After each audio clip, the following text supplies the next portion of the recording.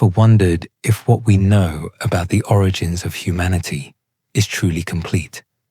We are often taught that at the beginning of everything, God created the heavens and the earth, and from there, humans began to exist in a beautiful garden, a perfect place where Adam, the first man, was created from the dust of the ground.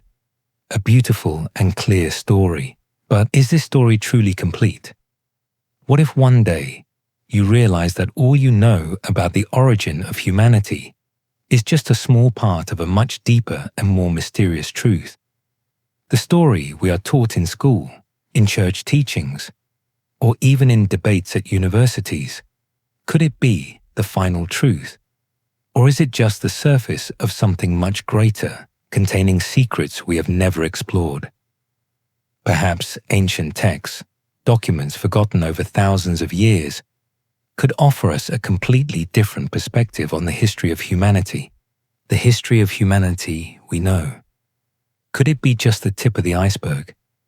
And if so, are we living in a world where the story of mankind has never been fully told? We will explore these questions and many others that have been forgotten over the centuries, pushed into the shadows. So what do you think? Is what we know the entire truth about humanity? Or is it just a patched-up story, a part of a grander tale that we have never heard? Before continuing this journey to uncover the untold stories of our origins, I would like to invite you once again to join us and help build this community. Please hit subscribe and like this video so you don't miss any exciting parts of our exploration ahead. These videos are created to share mysterious stories, hidden truths, and questions that you may have never thought about. With each subscription, you will become part of this journey, helping us spread new knowledge and deeper understanding of the origins of humanity, exploring things that perhaps we never dared to dream of. We have prepared for you a journey full of surprises, and to continue creating high-quality videos, we truly need your support. Together, we will uncover the greatest secrets that history has never revealed. Click subscribe right now and continue with me to explore one of the most mysterious stories of humankind. You will never look at history the same way again. Together, we will explore deeper layers of truth. You stand before an ancient book.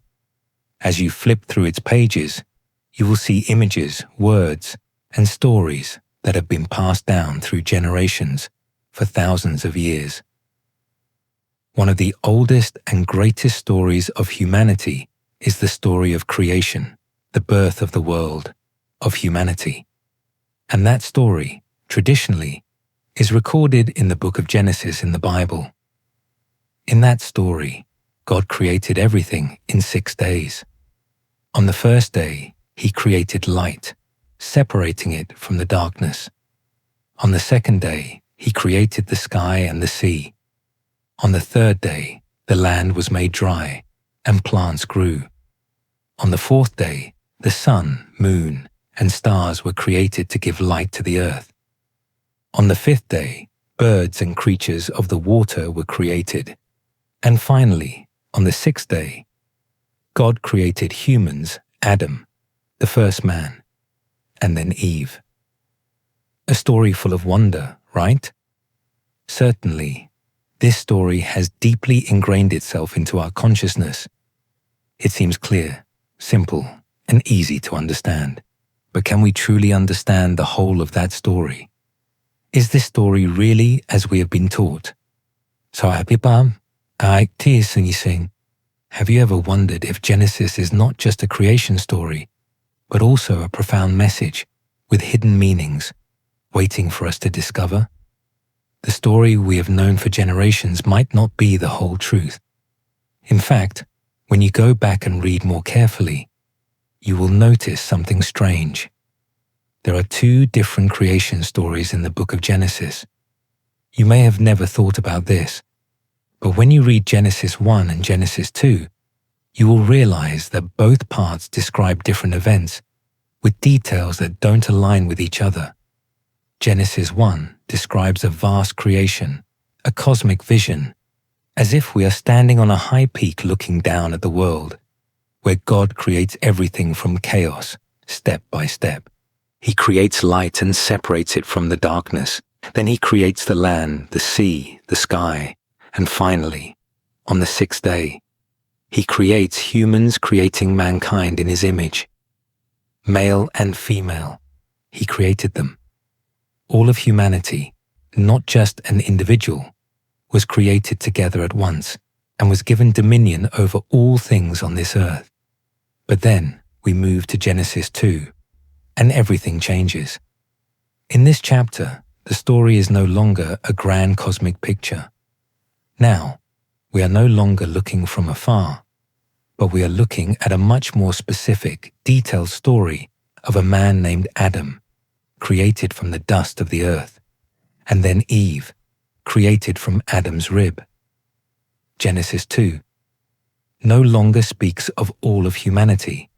It speaks of an individual, a specific person, with a name, with his own story.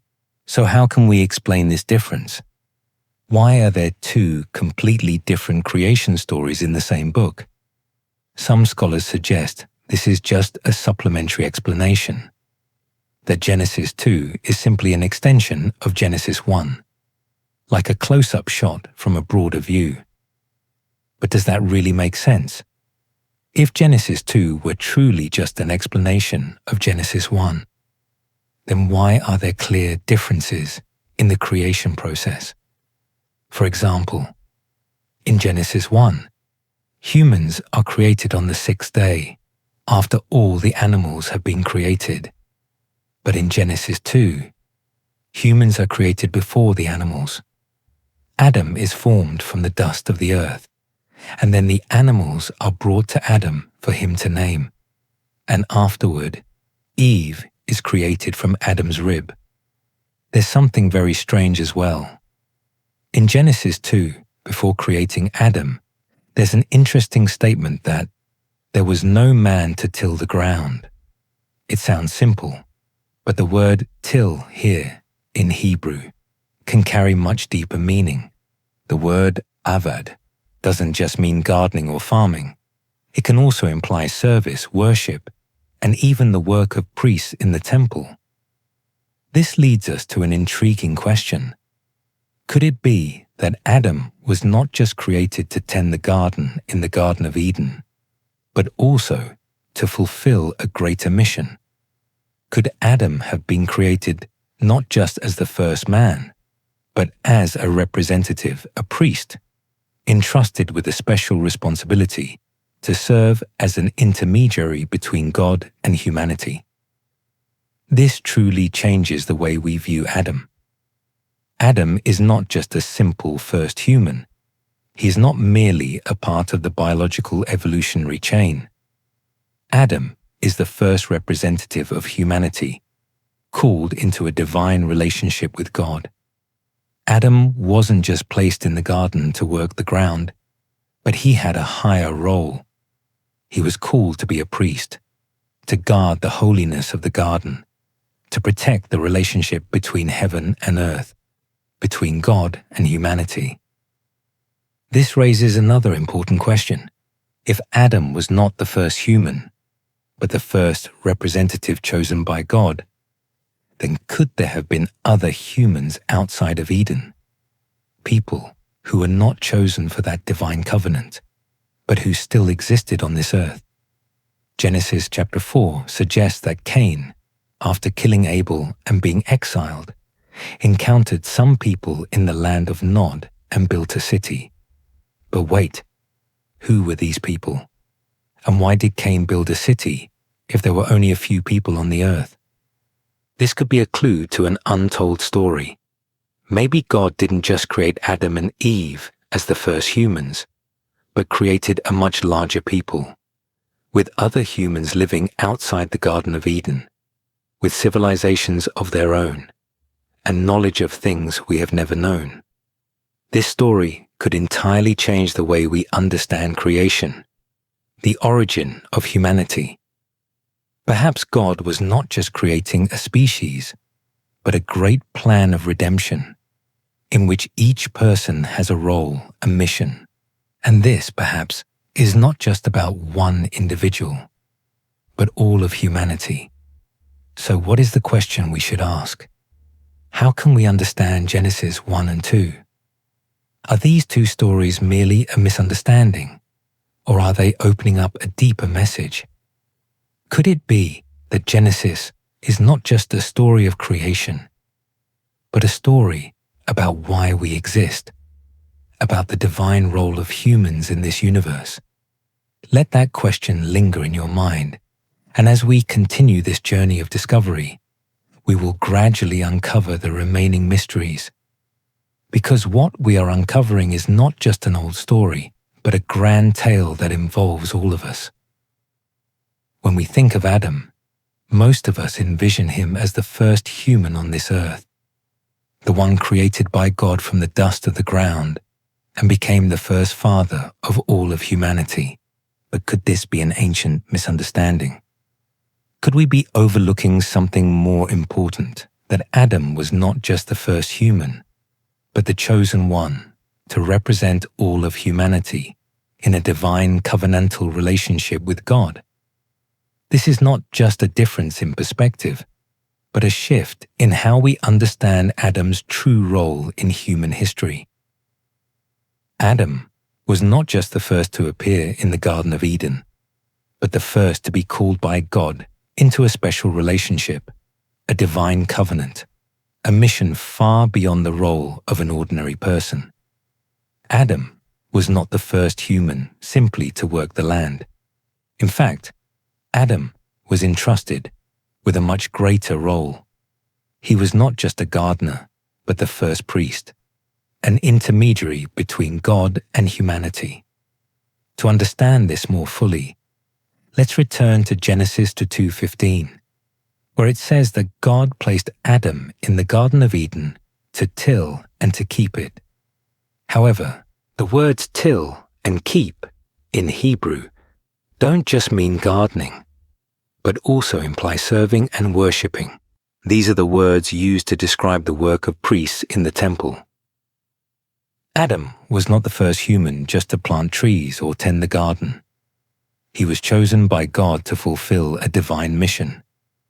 The Garden of Eden was not just a place to live, but a sanctuary, where God and humanity could meet. And Adam, he was entrusted with the responsibility to protect the sanctity of that place, much like how priests protect and preserve the temple.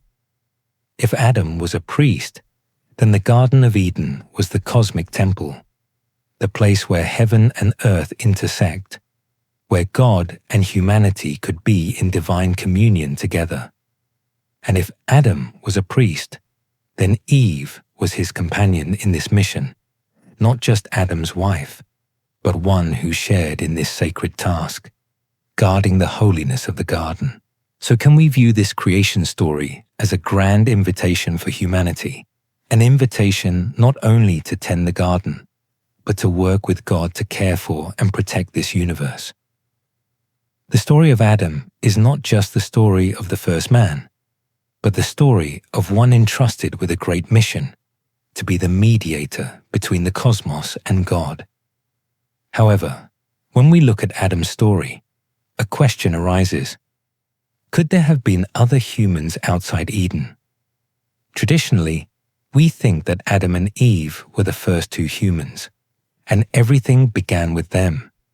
But if we pay attention, in the story of Cain, there are details that make us reconsider. Let's recall the story of Cain, the son of Adam and Eve. After killing Abel, Cain was exiled from the presence of God and went to the land of Nod. But what's noteworthy, Cain says, "Anyone who finds me will kill me." Wait a minute. Who are these people? If there are only 3 people on the earth, Adam, Eve, and Cain, how could Cain fear being killed by others?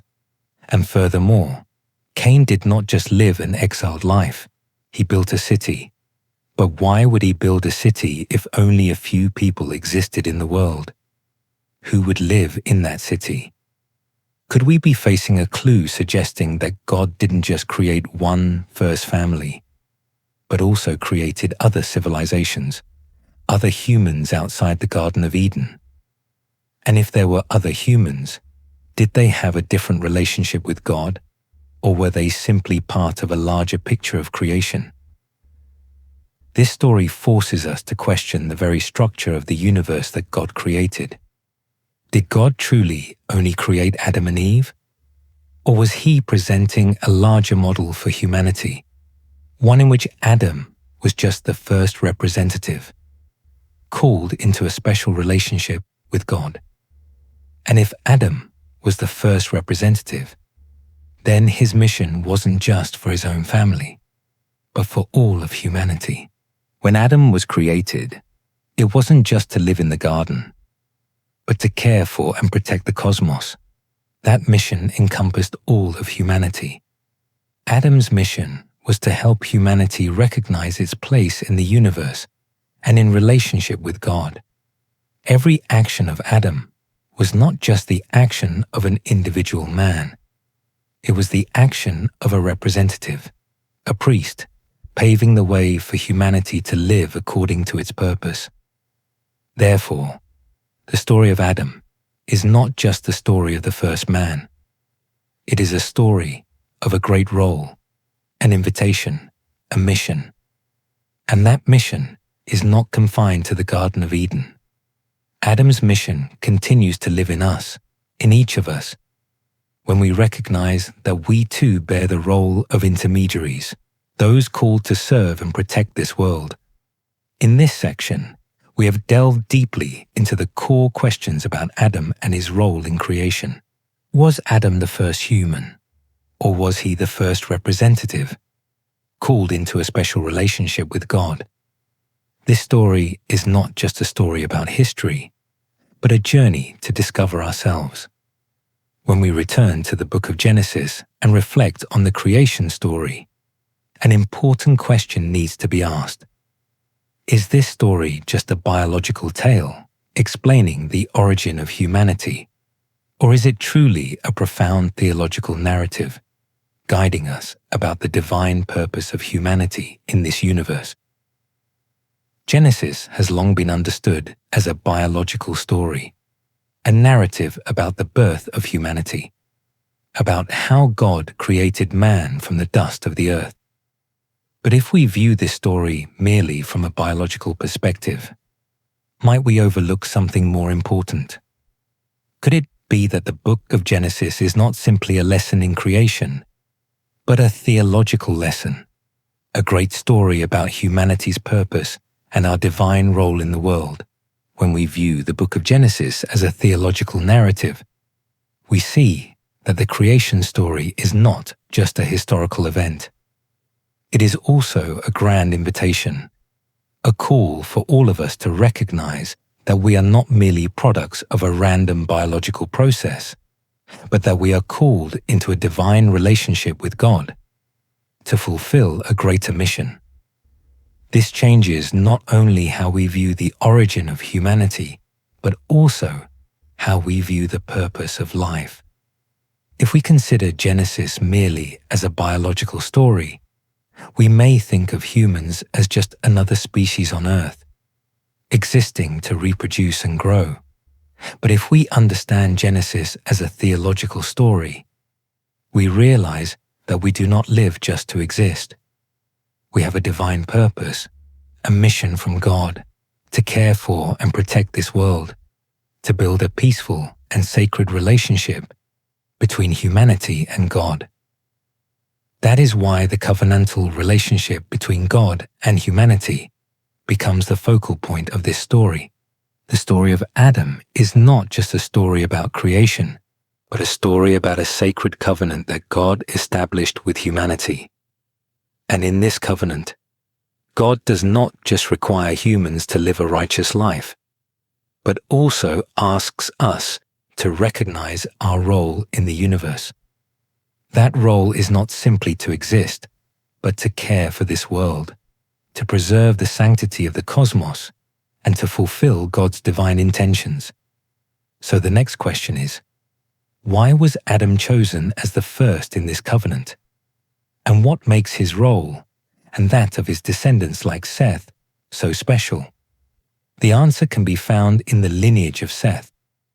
The lineage of Seth, Adam's third son, plays a significant role in this theological story. According to Genesis 4:25-26, after Cain killed Abel, Adam and Eve had Seth, and from Seth's lineage, the name of God was called. This has profound significance, in contrast to Cain, who was cast out and lived outside of God's presence. Seth and his descendants were called to build a relationship with God, to call upon his name, and to continue the work that God had entrusted.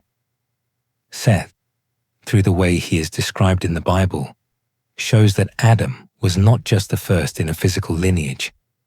He was the first in a spiritual lineage, representing the covenantal relationship between God and humanity. This forms the foundation for understanding the role of humanity in the universe, not just as a biological species, but as God's emissaries, called to live in a divine covenant with Him. The lineage of Seth is proof of this. This is not just an ordinary family. This is the family of those who are called to continue the divine mission, to live in a sacred relationship with God, and to uphold the covenant He established. This is reflected in the very name of Seth, a name associated with God's blessing upon his children. Seth's lineage is not only a physical lineage, but a spiritual one, carrying the responsibility and special purpose in the universe. This shows that from early on, God established a distinction between those chosen to perform spiritual work and others. This also raises an intriguing question. Do all those outside of Seth's lineage lack a spiritual relationship with God? The answer may not be simple, but Seth's lineage is clearly a special lineage, called to continue the work that God began with Adam. So the story of Adam and his descendants is not only a story about creation, but a story about election, a story about the divine mission of humanity. Adam was not just the first in a biological evolutionary chain. He was the first representative of humanity in its relationship with God, and his lineage, through Seth, stands as proof of the continuation of this relationship, the spiritual lineage called to continue God's divine work on earth. Thus, when we return to the story of Genesis and Adam, we do not merely see a biological story about humanity. We see a theological story about the divine purpose of humanity, about the covenant with God, about humanity's role in the universe. And this story does not end with Adam. It continues through his lineage, particularly in the lineage of Seth, where the sacred covenant continues to be preserved, passed down through generations. In this story, we are not merely random creatures in the universe. We are God's representatives, called to fulfill a divine mission, to live in a special relationship with Him, and to continue the work that God began with Adam. When we consider the story of Adam's fall, we cannot view it as just a simple tale of one man's mistake. Adam's fall is not just a personal error, an act of disobedience with temporary consequences. It is a cosmic event, one with profound and far-reaching impacts that extend to the very end of human history. This is not just the story of a man who broke God's commandment, but of a rupture in the sacred relationship between humanity and God, a relationship that was established before the creation of the cosmos. He was not a man living isolated in a perfect Eden garden, untouched by the world around him. Every action of his not only affected himself, but also had monumental consequences for all of humanity and the entire universe. Adam's actions disrupted the sacred covenant that God had created, and from that moment on, a chain of vast consequences began to unfold, consequences that we cannot simply perceive with the naked eye. When Adam ate the forbidden fruit, an act that may seem simple but is both cosmic and grave, he did not merely violate a commandment. This was not just a personal act of the first man living in the garden. It was a rebellion against God, a rejection of God's absolute choice for life, unity, and the protection he had given to humanity. What happened in that moment, when Adam broke God's command, was not simply a personal mistake, but a permanent change to the order of the universe. Before the fall, the world was a perfect place, where there was complete harmony between humans and God, a place where humans lived in peace, in love, and in God's protection. But immediately after Adam sinned, death, suffering, and discord appeared, creating a massive separation between humanity and God, between nature and humans. This was an event that affected not just humanity, but the entire universe, causing a series of negative consequences, division, toil, suffering, and separation that humans have faced ever since. Therefore, the fall of Adam is not just a simple personal error, it is a cosmic event. This did not only affect Adam and Eve, but also all their descendants, us, the generations that followed. The sins, failures, and difficulties we face in daily life all stem from the rupture in the relationship between humanity and God that Adam caused. The consequences of the fall left a deep wound in the human soul, a wound that affects the spirit, the body, and the relationships between humans. However, the story of Adam's fall does not end there. From this great failure, God had planned a path for salvation, and that path was the appearance of the last Adam, whom the Bible calls Jesus Christ. Jesus, described as the last Adam, did not come to repeat Adam's mistakes, but to fulfill a mission that Adam had failed to accomplish. The first Adam, with his impatience and poor decisions, brought all of humanity into the state of the fall. But the last Adam, Jesus, came to restore all that had been broken by the first Adam. Jesus came with a special mission, not merely to live among us, but to bear the burden of the fall, to take on the sins, separations, and death that humanity had endured since Adam's sin. Jesus was not a king coming to rule with power, but a person who stood in as a substitute for all of humanity.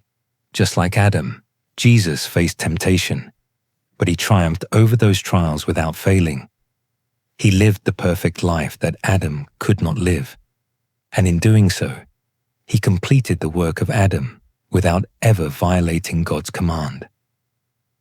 The story of Adam and Jesus is not just a story of two figures facing off, but a story of the battle between life and death, disobedience and obedience, separation and reconciliation with God.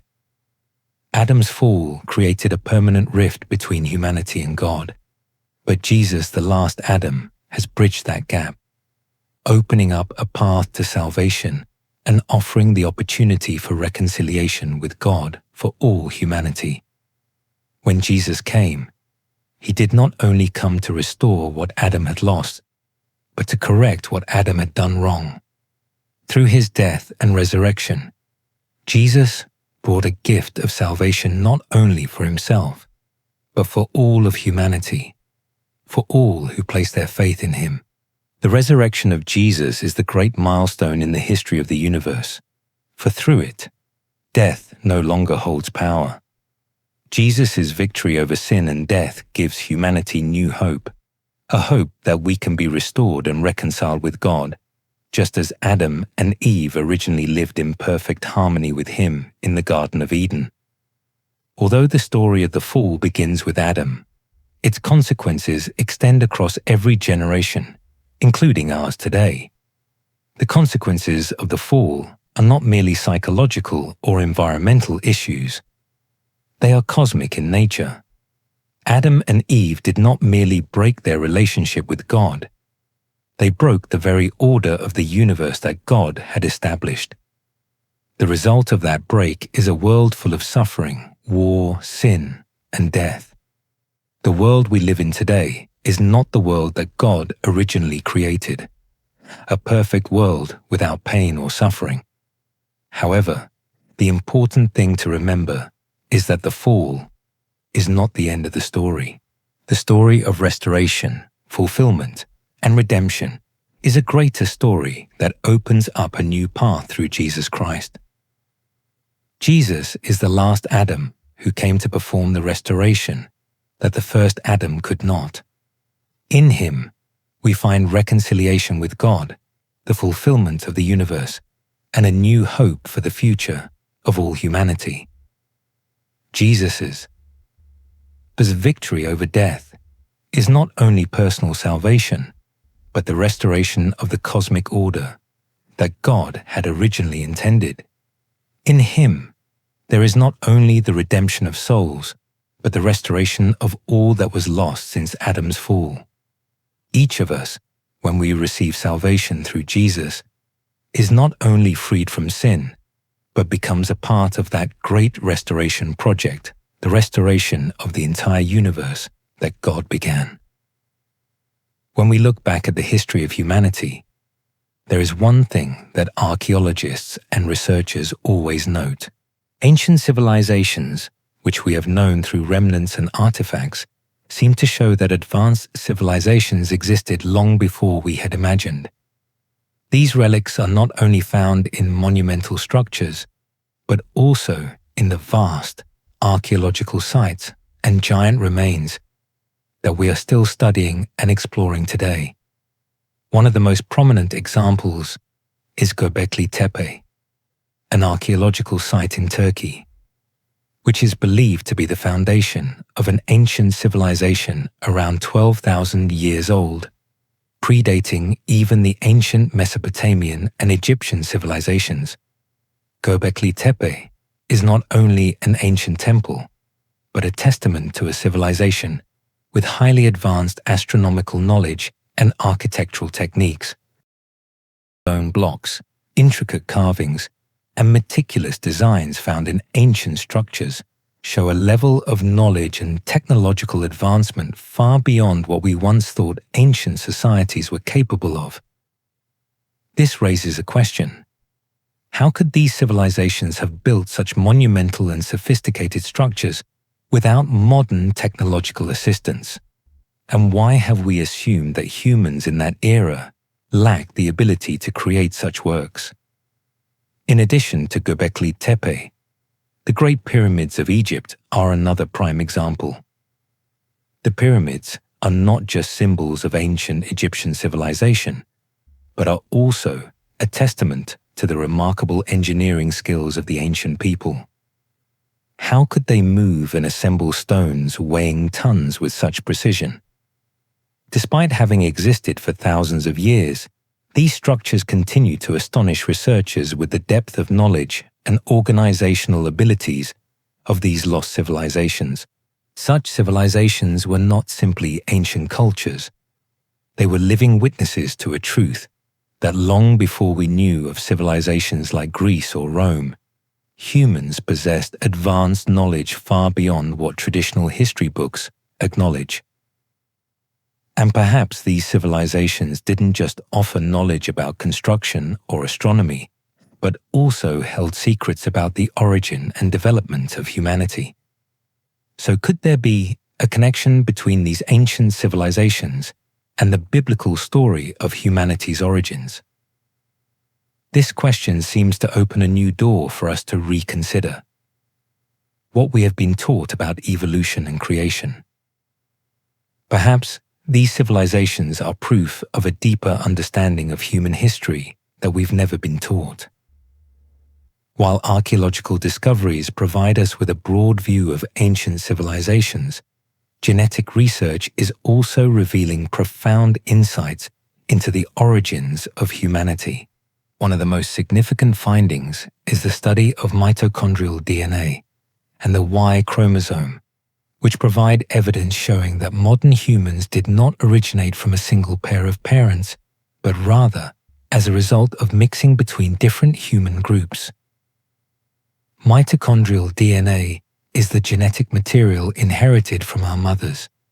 Studies on mitochondrial DNA have shown that all humans share a common ancestor, but not from a single pair, as described in traditional biblical accounts.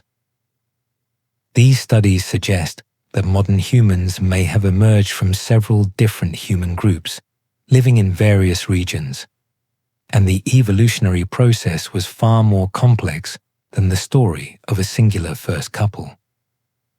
The Y chromosome, which we inherit from our fathers, also provides vital clues about human origins. Studies of the Y chromosome have shown that multiple male lineages coexisted throughout history, rather than just a single pair of parents as traditionally portrayed. This further supports the hypothesis that multiple human groups lived and developed alongside each other before their intermingling created modern human generations. These findings not only question the origins of humanity, but also provide compelling evidence that the biblical creation story and the origin of mankind may not be an accurate description of a single first couple. Instead, we may be looking at humanity as a result of the blending of many different groups, living in different environments, who evolved together and laid the foundation for modern humanity. This reinforces one of the theories about the human lineages that the Bible might be referring to. Different lineages, not just a single couple, but diverse groups of people working together to create the human race. In this context, we could understand the biblical creation not as a simple event, but as a complex process involving many different factors. Therefore, genetic research offers a fresh perspective, a viewpoint that allows us to combine science and theology to understand the origins of humanity more deeply. The mixing of different human groups, reflected in genetic studies, may be evidence of a diverse and complex creation process that God established from the very beginning. When we speak about the origins of humanity, we often face a sharp divide between biological and theological understanding. Science, with its evolutionary theories and genetic discoveries, provides a very specific view of human development from common ancestors with other species. However, when we consider the story of Adam in the Bible, the issue is not simply a biological account. The story of Adam is part of the great redemptive plan that God has laid out for humanity, and this cannot be understood through biology alone. The story of Adam is not just about the creation of man from the dust of the earth. It also reflects a special relationship between God and humans. A relationship that goes beyond our understanding of biological evolution or the genetic traits of mankind. From a theological perspective, Adam is not the first human in a natural evolutionary chain. Instead, Adam is the first in a divine plan that God set before the creation of the universe. If we only view this story from a biological standpoint, we might think that the story of Adam is merely an explanation of human origins from the dust. But when we shift our perspective and view Adam from a theological angle, this story becomes much deeper, as it not only speaks of humanity's origin, but also serves as a grand invitation for humanity to recognize that we were created for a special relationship with God, to live in harmony with Him, and to fulfill the great mission that God entrusted to us. For many, viewing Adam as a theological figure, rather than merely a historical individual, is an important step in understanding the deeper meaning of creation. Adam represents all of humanity, not just one person, but as a symbol of the relationship between humanity and God. And in God's redemptive plan, Adam's role is not just the beginning of a biological race, but the beginning of a history of salvation. So the theological understanding of Adam takes us on a journey to explore humanity's relationship with God, Adam's failure to maintain that relationship, and how God laid out the path to redemption through Jesus Christ, the one known as the last Adam. One of the most important lessons the story of Adam teaches us is the spiritual legacy humanity inherits from Adam's failure. Adam's fall is not just a personal mistake. It is a great rupture in the relationship between humanity and God. And this legacy is not just sin, but also pain, separation, and the longing for restoration. However, Adam's failure is not the end of the story. It is the beginning of a long redemption plan, and Jesus Christ is an essential part of that plan. Adam's spiritual legacy is not a tragic ending that points to a dead-end road. His legacy is the journey humanity must traverse, a journey full of failure, suffering, and sin, but also the journey that leads to restoration. When Adam fell, he not only harmed himself, but also all those who followed him. Adam's fall left a deep wound in the soul of humanity, one that only God can heal. But when viewed from the perspective of spiritual legacy, we see that this fall is not the end, but the opportunity for God to demonstrate his boundless love and great redemption through Jesus Christ. Jesus, the last Adam, is the one who did what the first Adam could not. He fully obeyed God. Jesus' obedience to God in everything, from his life to his death on the cross, stands in stark contrast to Adam's disobedience in the Garden of Eden. Jesus overcame sin and death, and in him humanity can find the restoration that Adam lost. Adam's spiritual legacy is one of sin, but the spiritual legacy of Jesus, the last Adam, is one of eternal life. Through Jesus' death and resurrection, humanity is not only redeemed from sin, but invited into a new relationship with God, a relationship that is no longer separated by sin, but is reconciled in his love and forgiveness. This restoration is not only spiritual, but impacts the entire universe. The first Adam lost the dominion that God gave him in the Garden of Eden, but Jesus, as the last Adam, restored that dominion, not just for himself, but for all who believe in him. Through Jesus, a new reign has begun, a reign of life, restoration, and eternal love, where the relationship between God and humanity is no longer divided, but reconciled in resurrection. The spiritual legacy of Jesus is restoration, reconciliation with God, and the restoration of the cosmic order that the first Adam broke. And this spiritual legacy is not limited to Jesus alone. It is a gift that all his followers can partake in. Those who trust in Jesus and accept him as their Savior will participate in this great legacy, becoming heirs of eternal life and working in God's kingdom, where love and reconciliation with him are central. The restoration through Jesus is a testimony to humanity's spiritual legacy, from the fall to redemption, from sin to forgiveness, from separation to eternal reconciliation with God. Although Adam's spiritual legacy is a painful one, it is the pathway that leads to great redemption, the path that Jesus walked to restore what was lost. In the grand story of Adam and Jesus, we not only see failure and restoration, but also witness God's boundless love, a God who not only created humanity, but was willing to pay the price to redeem us from sin, so that we can live in eternal harmony with him. Ultimately, when we reflect on the story of Adam, the fall, and the restoration through Jesus Christ, we do not only see a personal journey of one man or one family.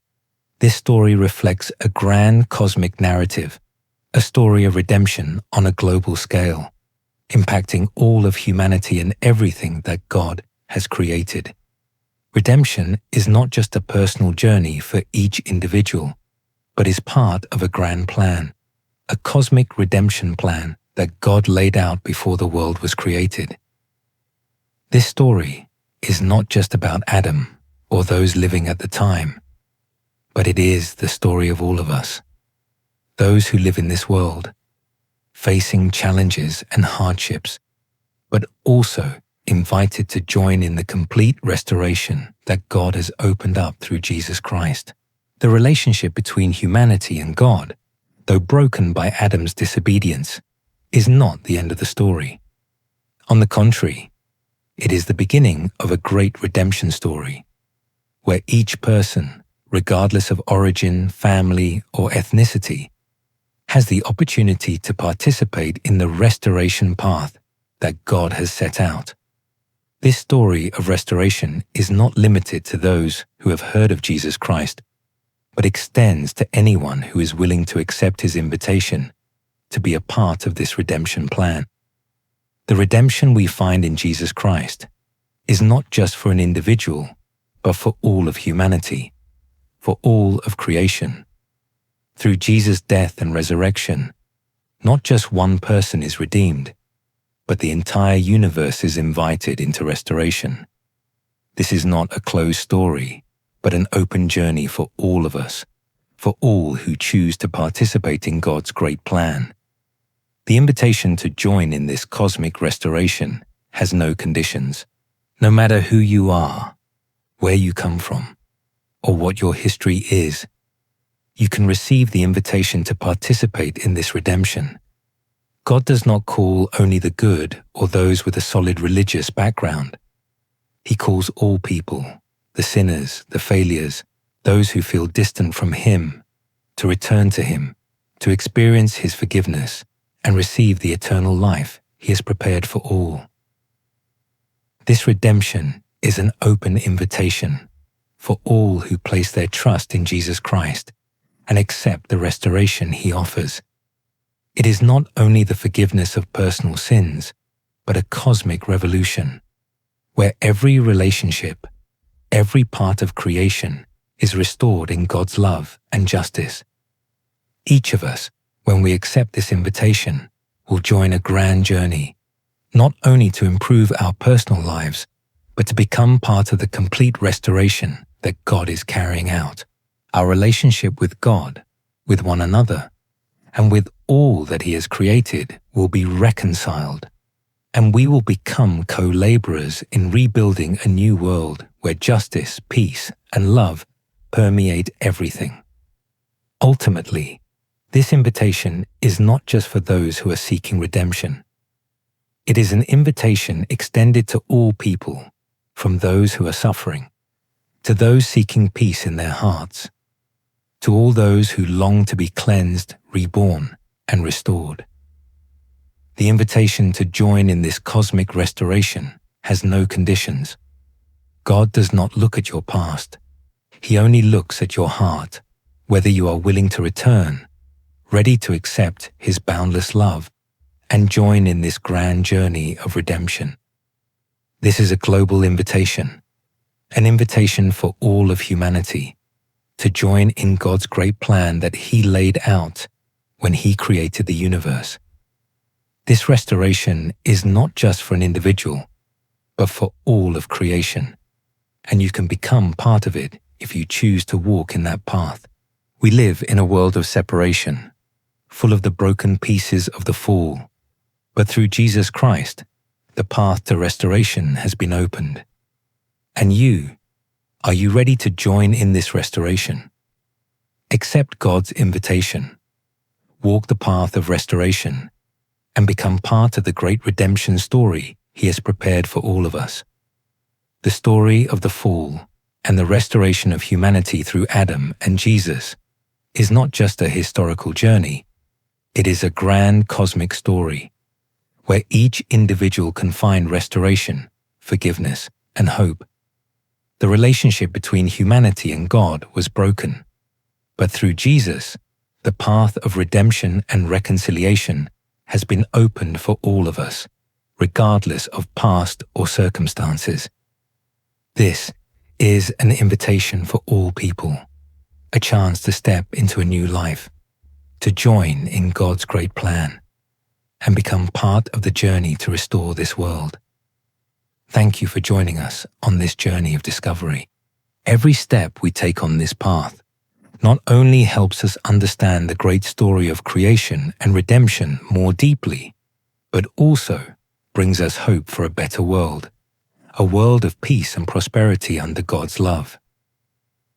If you find these messages meaningful, don't forget to click subscribe and like to share these videos with your friends and family.